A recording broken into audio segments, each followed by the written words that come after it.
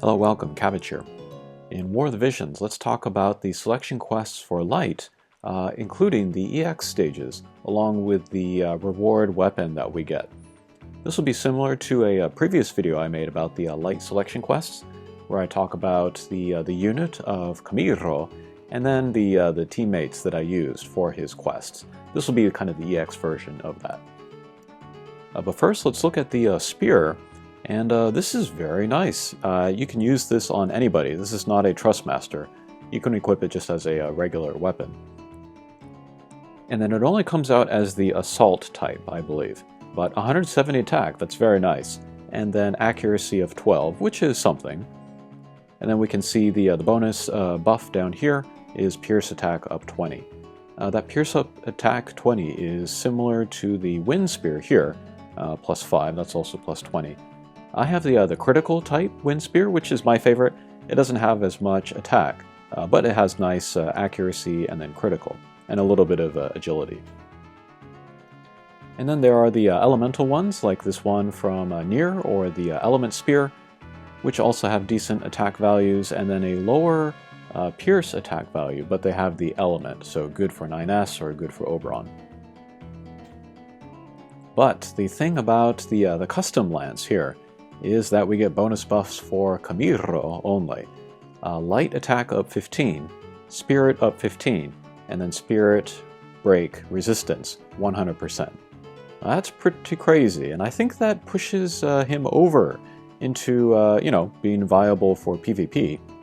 However, I have heard of pretty much nobody using him in JP and PvP, which makes me sad.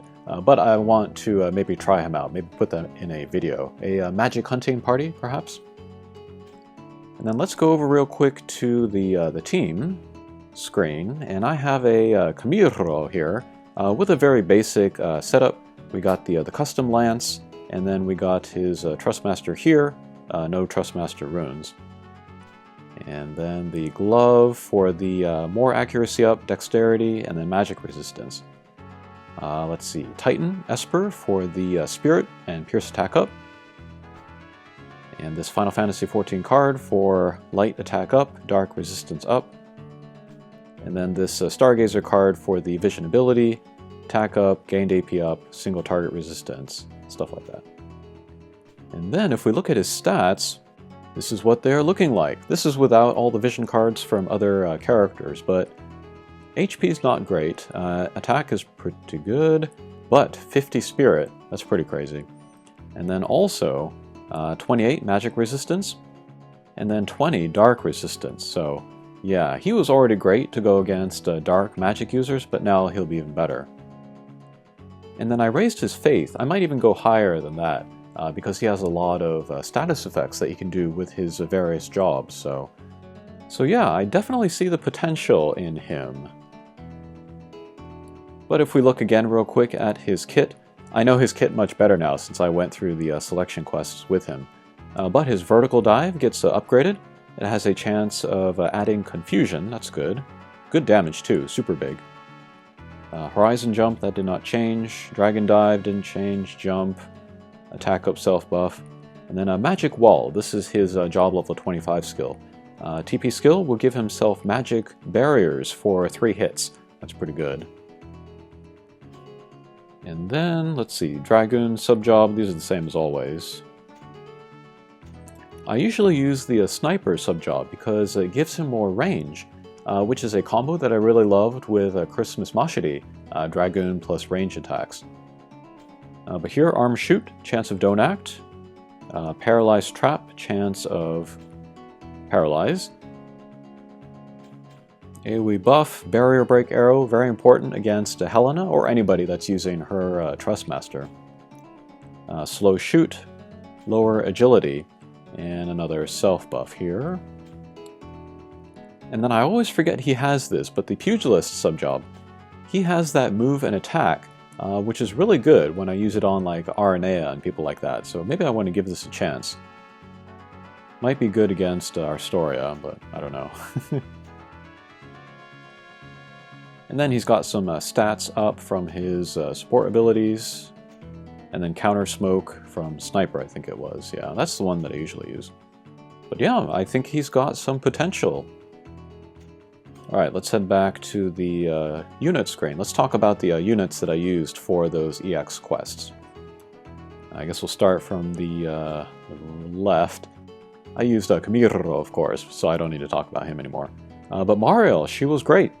Especially with her job level 25 skill. She got a good attack, which breaks spirit and has a little bit of range and AoE, so this was really good.